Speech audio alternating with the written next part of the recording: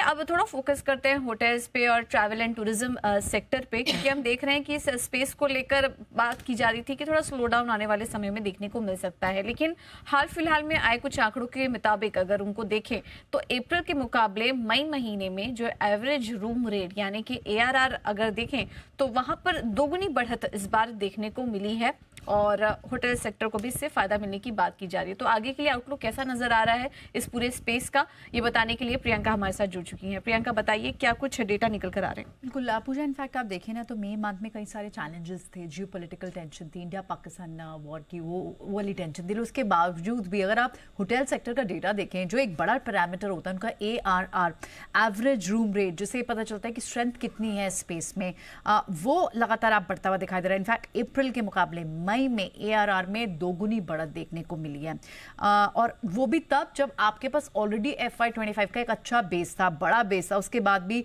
आपको FY26 में इस मंथ में मई मंथ में अच्छी स्ट्रेंथ देखने को मिली है।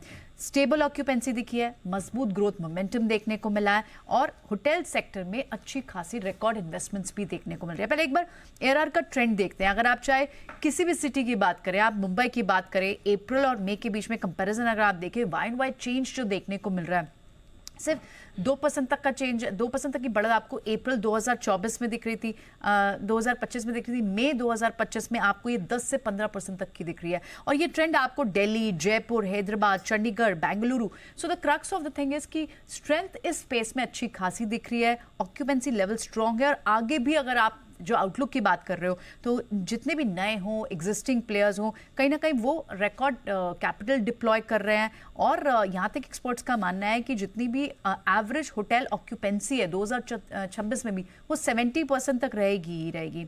और इसमें सिर्फ अगर आप डील्स की बात करें, नई साइनिंग की बात करें, तो उसमें भी 2025 में लगभग 40% तक का एक एक्सपेंशन यहाँ भी देखने को मिलेगा। तो दोनों फ्रंट पे, चाहे वो कंजम्पशन व्यू पॉइंट से एवरेज रूम रेट, वो भी बढ़ता हुआ दिखाई दे रहा है, और स्पेस में अच्छा खासा इन्वेस्टमेंट, कैपिटल फ्लो भी अच्छा हो रहा है।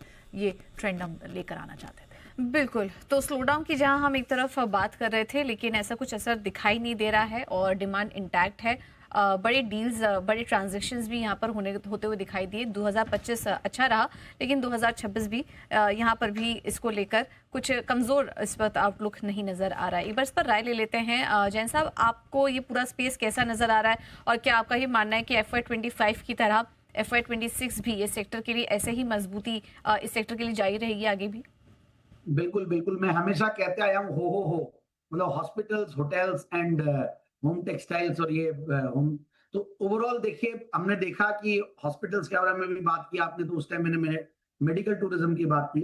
और अब अगर आप होटल्स की बात करें तो टूरिज्म पे जबरदस्त ग्रोथ आ रही है, और domestic tourism, within India, फिर सरकार ने जिस तरीके से और भी फोकस बढ़ाया, इस बजट में भी काफी अनाउंसमेंट्स थे, और मुझे संभाव ये होटल स्टॉक्स बढ़िया लग ही रहे हैं। ऑक्यूपेंसी लेवल्स बढ़ते जा रहे हैं, बहुत सारी कीज आ रही हैं अभी, और भी नई नई। में तो राजस्थान देखते हैं, तो टूरिज्म का एक गढ़ है, हब है, यहाँ पे भी बहुत सारी आ रही है। जयपुर है, इनफैक्ट मैरिज डेस्टिनेशन के रूप में बहुत फेमस है राजस्थान पूरा, और जयपुर भी कैपिटल ही मान लीजिए। तो ओवरऑल बहुत सारे वेट इन इंडिया की वजह से भी होता है, टूरिज्म भी है। और फिर इस बार जो मानसून रहा, जब गर्मी नहीं पड़ती है और एक्सटेंडेड वीकेंड्स पड़ते हैं और मौसम बढ़िया रहता है, तो लोग और भी निकलेंगे। तो मुझे ऐसा लगता है कि मई, जून और फिर इस साल में भी कुछ एक्सटेंडेड वीकेंड्स है, तो आगे भी रहेगा। बाकी डोमेस्टिक टूरिज्म के ऊपर सरकार पूरा फोकस्ड ही है, फिर पिलग्रिमेज और रिलीजियस टूरिज्म इसके ऊपर भी है।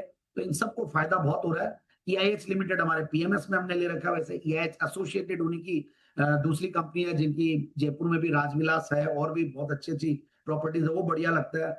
ITDC रियली लुक्स गुड, बहुत सस्ते वैल्यूएशन पे है, और सरकार अब मोनेटाइजेशन के ऊपर थोड़ा और एग्रेसिवली काम करेगी। FM ने भी अभी रिसेंटली अनाउंस किया है, तो इस कंपनी को फायदा हो सकता है। इंडियन होटल्स की हम बात कर ही रहे थे, इनफैक्ट एक लार्ज कैप और बहुत ही बढ़िया परफॉर्म कर रही है, F&O स्पेस की कंपनी है। सो ITC होटल्स बढ़िया लगता है, ITC से डिमर्ज हुआ, तो बहुत बढ़िया बढ़िया स्टॉक्स है इस सेक्टर में। और भी छोटी होटल कंपनीज भी है, बहुत सारे हमने रिकमेंड भी किया है, बट ये टू बी प्रिसाइज, ये सारे स्टॉक्स बहुत बढ़िया।